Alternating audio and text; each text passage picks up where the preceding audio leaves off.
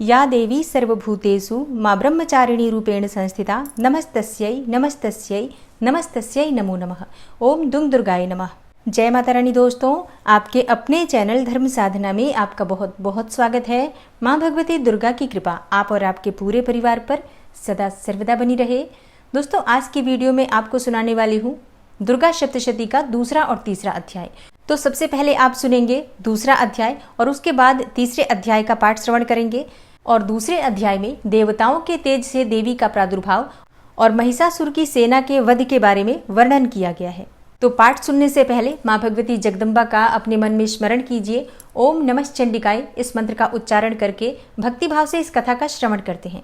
ऋषि कहते हैं, पूर्व काल में देवताओं और असुरों में पूरे 100 वर्षों तक घोर संग्राम हुआ था। उसमें असुरों का स्वामी महिषासुर था और देवताओं के नायक इंद्र थे। उस युद्ध में देवताओं की सेना महाबली असुरों से परास्त हो गई और संपूर्ण देवताओं को जीतकर महिषासुर इंद्र बन बैठा। तब पराजित देवता प्रजापति ब्रह्मा जी को आगे करके उस स्थान पर गए जहां भगवान शंकर और विष्णु विराजमान थे। देवताओं ने महिषासुर के पराक्रम तथा अपनी पराजय का यथावत वृतांत उन दोनों देवेश्वरों से विस्तार पूर्वक कह सुनाया। वे बोले, हे भगवान, महिषासुर सूर्य, इंद्र, अग्नि, वायु, चंद्रमा, यम, वरुण तथा अन्य देवताओं के भी अधिकार छीनकर स्वयं ही सबका अधिष्ठाता बना बैठा है। उस दुरात्मा महिष ने समस्त देवताओं को स्वर्ग से निकाल दिया है। अब वे मनुष्यों की भांति पृथ्वी पर विचरण करते हैं। दैत्यों की यह सारी करतूत हमने आप लोगों से कह सुनाई है और अब हम आप ही की शरण में आए हैं। उसके वध का कोई उपाय सोचिए। तब इस प्रकार देवताओं के वचन सुनकर भगवान विष्णु और शिव ने दैत्यों पर बड़ा क्रोध किया। उनकी भौहें तन गई और मुंह टेढ़ा हो गया। तब अत्यंत कोप में भरे हुए चक्रपाणी श्री विष्णु के मुख से एक महान तेज प्रकट हुआ। इसी प्रकार ब्रह्मा, शंकर तथा इंद्र आदि अन्यान्य देवताओं के शरीर से भी बड़ा भारी तेज निकला और वह सब मिलकर एक हो गया। महान तेज का वह पुंज जाज्वल्यमान पर्वत सा जान पड़ा। देवताओं ने देखा, वहां उसकी ज्वालाएं संपूर्ण दिशाओं में व्याप्त हो रही थी। संपूर्ण देवताओं के शरीर से प्रकट हुए उस तेज की कहीं तुलना नहीं थी। एकत्रित होने पर वह एक नारी के रूप में परिणत हो गया और अपने प्रकाश से तीनों लोकों में व्याप्त जान पड़ा। भगवान शंकर का जो तेज था उससे उस देवी का मुख प्रकट हुआ। यमराज के तेज से उसके सिर में बाल निकल आए। श्री विष्णु भगवान के तेज से उसकी भुजाएं उत्पन्न हुई। चंद्रमा के तेज से दोनों स्तनों का और इंद्र के तेज से मध्य भाग अर्थात कटि प्रदेश का प्रादुर्भाव हुआ। वरुण के तेज से जंघा, पिंगली और पृथ्वी के तेज से नितंब भाग प्रकट हुआ। ब्रह्मा के तेज से दोनों चरण और सूर्य के तेज से उनकी अंगुलियां हुई। वसुओं के तेज से हाथों की अंगुलियां और कुबेर के तेज से नासिका प्रकट हुई। उस देवी के दांत प्रजापति के तेज से और तीनों नेत्र अग्नि के तेज से प्रकट हुए। उसकी भौहें संध्या के और कान वायु के तेज से उत्पन्न हुए थे। इसी प्रकार अन्यान्य देवताओं के तेज से भी उस कल्याणमयी देवी का आविर्भाव हुआ। तदनंतर समस्त देवताओं के तेज पुंज से प्रकट हुई देवी को देखकर महिषासुर के सताए हुए देवता बहुत प्रसन्न हुए। पिनाकधारी भगवान शंकर ने अपने शूल से एक शूल निकालकर उन्हें दिया। फिर भगवान विष्णु ने भी अपने चक्र से चक्र उत्पन्न करके देवी भगवती को अर्पित किया। वरुण ने भी शंख भेंट किया। अग्नि ने उन्हें शक्ति दी और वायु ने धनुष तथा बाण से भरे हुए 2 तरकश प्रदान किए। सहस्त्र नेत्रों वाले देवराज इंद्र ने अपने वज्र से वज्र उत्पन्न करके दिया और ऐरावत हाथी से उतारकर एक घंटा भी प्रदान किया। यमराज ने कालदंड से दंड, वरुण ने पाश, प्रजापति ने स्फटिकाक्ष की माला तथा ब्रह्मा जी ने कमंडलू भेंट किया। सूर्य ने देवी के समस्त रोमकूपों में अपनी किरणों का तेज भर दिया और काल ने उन्हें चमकती हुई ढाल और तलवार दी। क्षीर समुद्र ने उज्जवल हार तथा कभी जीर्ण न होने वाले 2 दिव्य वस्त्र भेंट किए।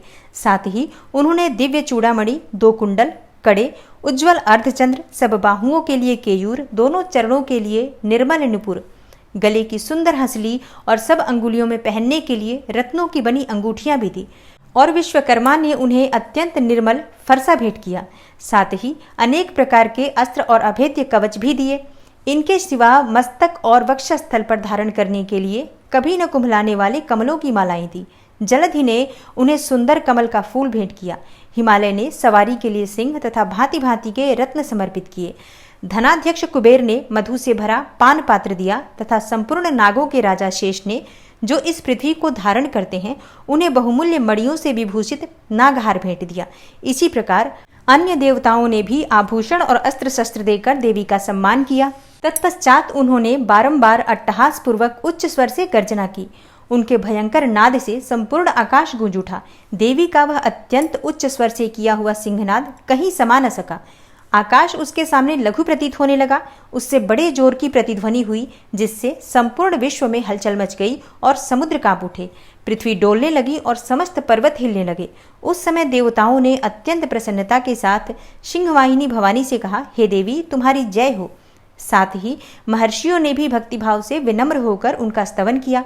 संपूर्ण त्रिलोकी को क्षोभग्रस्त देख दैत्यगण अपनी समस्त सेना को कवच आदि से सुसज्जित करके हाथों में हथियार ले सहसा ही उठकर खड़े हो गए। उस समय महिषासुर ने बड़े क्रोध में आकर कहा, आह, यह क्या हो रहा है।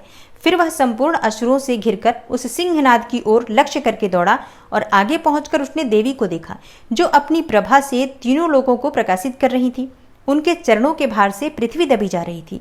माथे के मुकुट से आकाश में रेखा सी खिंच रही थी तथा वे अपने धनुष की टंकार से सातों पातालों को क्षुब्ध किए देती थी। देवी अपनी हजारों भुजाओं से संपूर्ण दिशाओं को आच्छादित करके खड़ी थी। तदनंतर उनके साथ दैत्यों का युद्ध छिड़ गया और नाना प्रकार के अस्त्र शस्त्रों के प्रहार से संपूर्ण दिशाएं उद्भासित होने लगी। चिक्षुर नामक महान असुर महिषासुर का सेना नायक था। वह देवी के साथ युद्ध करने लगा और अन्य दैत्यों की चतुरंगिणी सेना साथ लेकर चामर भी लड़ने लगा। 60,000 रथियों के साथ आकर उदग्र नामक महादैत्य ने लोहा लिया। 1 करोड़ रथियों को साथ लेकर महाहनु नामक दैत्य युद्ध करने लगा, जिसके रोए तलवार के समान तीखे थे। वह असिलोमा नाम का महादैत्य 5 करोड़ रथी सैनिकों सहित युद्ध में आ डटा। 60 लाख रथियों से घिरा हुआ बास्कल नामक दैत्य भी उस युद्ध भूमि में लड़ने लगा। परिवारित नामक राक्षस हाथी सवार और घुड़सवारों के अनेक दलों तथा 1 करोड़ रथियों की सेना लेकर युद्ध करने लगा। विडाल नामक दैत्य 5 अरब रथियों से घिरकर लोहा लेने लगा। इनके अतिरिक्त और भी हजारों महादैत्य रथ, हाथी और घोड़ों की सेना साथ साथ लेकर वहां देवी के साथ युद्ध करने लगे और स्वयं महिषासुर उस रणभूमि में कोटि कोटि सहस्त्र रथ, हाथी और घोड़ों की सेना से घिरा हुआ खड़ा था। वे दैत्य देवी के साथ तोमर, भिंदीपाल, शक्ति, मूसल, खड्ग, परशु और पट्टिस आदि अस्त्र शस्त्रों का प्रहार करते हुए युद्ध कर रहे थे। कुछ दैत्यों ने उन पर शक्ति का प्रहार भी किया। कुछ लोगों ने पाश फेंके तथा कुछ दूसरे दैत्यों ने खड्ग प्रहार करके देवी को मार डालने का उद्योग किया। तब देवी ने भी क्रोध में आकर खेल खेल में ही अपने अस्त्र शस्त्रों की वर्षा करके दैत्यों के वे समस्त अस्त्र शस्त्र काट डाले। उनके मुख पर परिश्रम या थकावट का रंच मात्र भी चिन्ह नहीं था। देवता और ऋषि उनकी स्तुति करते थे और वे भगवती परमेश्वरी दैत्यों के शरीरों पर अस्त्र शस्त्रों की वर्षा करती रही। देवी का वाहन सिंह भी क्रोध में आकर गर्दन के बालों को हिलाता हुआ असुरों की सेना में इस प्रकार विचरने लगा, मानो वनों में दावानल फैल रहा हो। रणभूमि में दैत्यों के साथ युद्ध करती हुई अंबिका देवी ने जितने निश्वास छोड़े, वे सभी तत्काल सैकड़ों हजारों गणों के रूप में प्रकट हो गए और परशु, भिंदीपाल, खड्ग तथा पट्टिस आदि अस्त्रों द्वारा असुरों का सामना करने लगे। देवी की शक्ति से बढ़े हुए वे गण असुरों का नाश करते हुए नगाड़ा और शंख आदि बजाने लगे। उस संग्राम महोत्सव में कितने ही गण मृदंग बजा रहे थे। तदनंतर देवी ने त्रिशूल से, गदा से, शक्ति की वर्षा से और खड्ग आदि से सैकड़ों महादैत्यों का संहार कर डाला और कितनों को घंटे के भयंकर नाद से मूर्छित करके मार गिराया। बहुतेरे दैत्यों को पाश से बांधकर धरती पर घसीटा। कितने ही दैत्य उनकी तीखी तलवार की मार से 2-2 टुकड़े हो गए। कितने ही गदा की चोट से घायल हो धरती पर सो गए। कितने ही मूसल की मार से अत्यंत आहत होकर रक्त वमन करने लगे।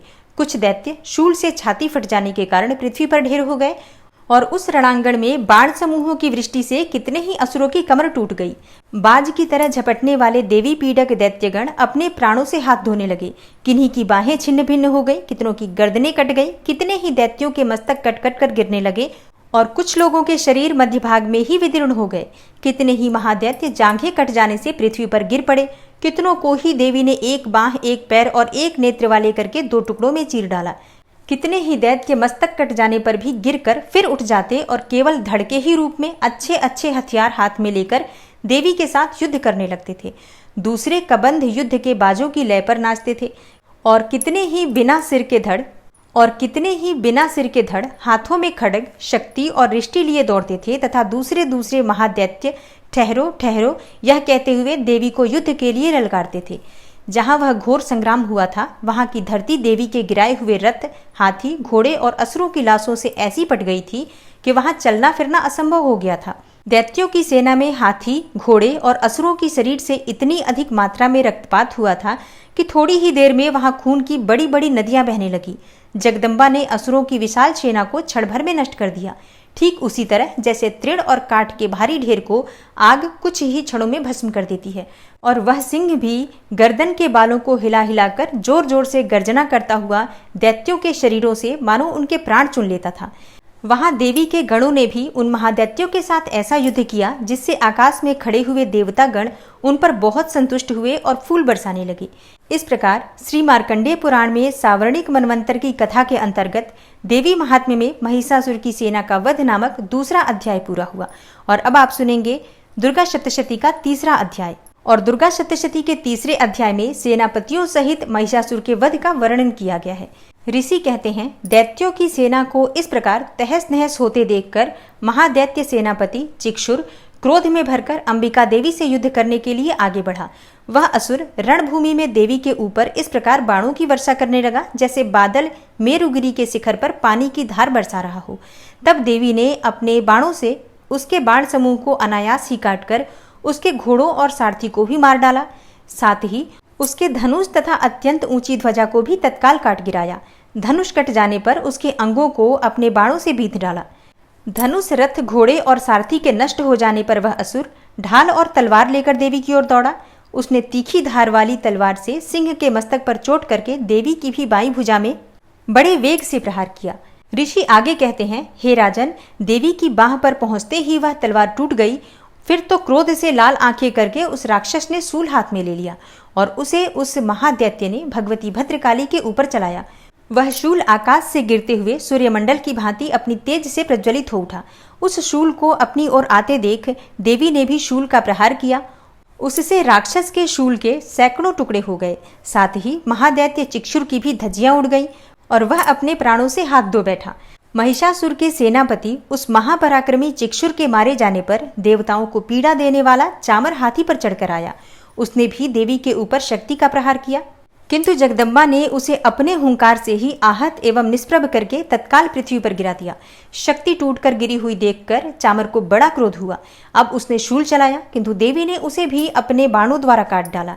इतने में ही देवी का सिंह उछलकर हाथी के मस्तक पर चढ़ बैठा और उस दैत्य के साथ खूब जोर लगाकर बाहु युद्ध करने लगा। वे दोनों लड़ते लड़ते हाथी से पृथ्वी पर आ गए और अत्यंत क्रोध में भरकर एक दूसरे पर बड़े भयंकर प्रहार करते हुए लड़ने लगे। तदनंतर सिंह बड़े वेग से आकाश की ओर उछला और उधर से गिरते समय अपने पंजों की मार से चामर का सिर धड़ से अलग कर दिया। इसी प्रकार उद्दग्र भी शिला और वृक्ष आदि की मार खाकर रणभूमि में देवी के हाथों से मारा गया तथा कराल भी दांतों, मुक्कों और थप्पड़ों की चोट से धराशायी हो गया। क्रोध में भरी हुई देवी ने गदा की चोट से उद्धत का कचूमर निकाल डाला। भिंदीपाल से वाशकल को तथा बाणों से ताम्र और अंधक को मौत के घाट उतार दिया। 3 नेत्रों वाली परमेश्वरी ने त्रिशूल से उग्रास्य, उग्रवीर्य तथा महाहनु नामक दैत्य को मार डाला और तलवार की चोट से विडाल के मस्तक को धड़ से काट गिराया। दुर्धर और दुर्मुख इन दोनों को भी अपने बाणों से यमलोक भेज दिया। इस प्रकार अपनी सेना का संहार होता हुआ देखकर महिषासुर ने भैंसे का रूप धारण करके देवी के गणों को त्रास देना आरंभ किया। किन्हीं को थुथुन से मारकर, किन्हीं के ऊपर खुरों का प्रहार करके, किन्हीं किन्हीं को पूंछ से चोट पहुंचाकर, कुछ को सींगों से विदीर्ण करके, कुछ गणों को वेग से, किन्हीं को सिंहनाद से, कुछ को चक्कर देकर और कितनों को निश्वास वायु के झोंके से धराशायी कर दिया। इस प्रकार गणों की सेना को गिराकर वह असुर महादेवी के सिंह को मारने के लिए झपटा। इससे जगदम्बा को बड़ा क्रोध हुआ। उधर महापराक्रमी महिषासुर भी क्रोध में भरकर धरती को खुरों से खोदने लगा तथा अपने सींगों से ऊंचे ऊंचे पर्वतों को उठाकर फेंकने और गरजने लगा। उसके वेग से चक्कर देने के कारण पृथ्वी क्षुब्ध होकर फटने लगी और उसकी पूंछ से टकराकर समुद्र सब ओर से धरती को डुबोने लगा। हिलते हुए सींगों के आघात से विदीर्ण होकर बादलों के टुकड़े टुकड़े हो गए। उसके श्वास के प्रचंड वायु के वेग से उड़े हुए सैकड़ों पर्वत आकाश से गिरने लगे।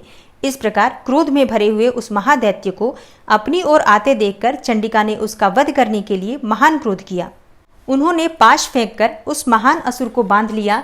उस महासंग्राम में बंध जाने पर उसने भैंसे का रूप त्याग दिया और तत्काल सिंह के रूप में प्रकट हो गया। उस अवस्था में जगदम्बा ज्यों ही उसका मस्तक काटने के लिए उद्यत हुई, त्यों ही वह खड्गधारी पुरुष के रूप में दिखाई देने लगा। तब देवी ने तुरंत ही बाणों की वर्षा करके ढाल और तलवार के साथ उस पुरुष को भी बींध डाला। इतने में ही वह महान गजराज के रूप में परिणत हो गया तथा अपनी सूंड से देवी के विशाल सिंह को खींचने और गर्जने लगा। खींचते समय देवी ने तलवार से उसकी सूंड काट डाली। तब उस महादैत्य ने पुनः भैंसे का शरीर धारण कर लिया और पहले की ही भांति चराचर प्राणियों सहित तीनों लोकों को व्याकुल करने लगा। तब क्रोध में भरी हुई जगन्माता चंडिका बारंबार उत्तम मधु का पान करने लगी और लाल आंखें करके हंसने लगी। उधर वह बल और पराक्रम के मद से उन्मत्त हुआ राक्षस गर्जने लगा और अपने सींगों से चंडी के ऊपर पर्वतों को फेंकने लगा। उस समय देवी अपने बाणों के समूहों से उसके फेंके हुए पर्वतों को चूर्ण करती हुई बोली।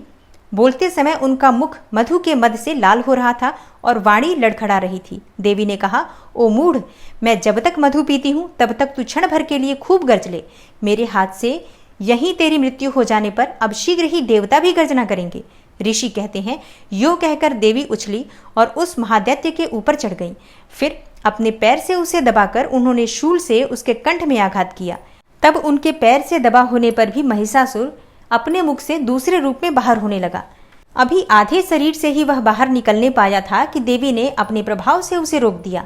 आधा निकला होने पर भी वह महादैत्य देवी से युद्ध करने लगा। तब देवी ने बहुत बड़ी तलवार से उसका मस्तक काट गिराया। फिर तो हाहाकार करती हुई दैत्यों की सारी सेना भाग गई तथा संपूर्ण देवता अत्यंत प्रसन्न हो गए। देवताओं ने दिव्य महर्षियों के साथ दुर्गा देवी का स्तवन किया। गंधर्व राज गाने लगे तथा अप्सराएं नृत्य करने लगी। इस प्रकार श्री मार्कंडेय पुराण में सावर्णिक मनवंतर की कथा के अंतर्गत देवी महात्म्य में महिषासुर वध नामक तीसरा अध्याय पूरा हुआ। ओम नमः चंडिकायै। दोस्तों, आज आपने सुना दुर्गा सप्तशती का दूसरा और तीसरा अध्याय, और इसके आगे के अध्याय आप कल की कथा में श्रवण करेंगे। तो कल की कथा भी आप जरूर सुनिएगा। और आज की कथा आपको अगर अच्छी लगी हो तो वीडियो को लाइक जरूर कर दीजिए और शेयर भी ज्यादा से ज्यादा कीजिए। और चैनल पर पहली बार आए हैं, अभी तक आपने चैनल को सब्सक्राइब नहीं किया है, तो आज की वीडियो अगर आपको अच्छी लगी हो तो चैनल को सब्सक्राइब कर लीजिए और बेल बटन को भी प्रेस कर लीजिए। इससे ये होगा कि इस चैनल पर जो नई वीडियो अपलोड होंगी उनकी नोटिफिकेशन आपको सही समय पर प्राप्त होगी। मैं मिलती हूँ आपसे अगली वीडियो में, तब तक के लिए नमस्कार।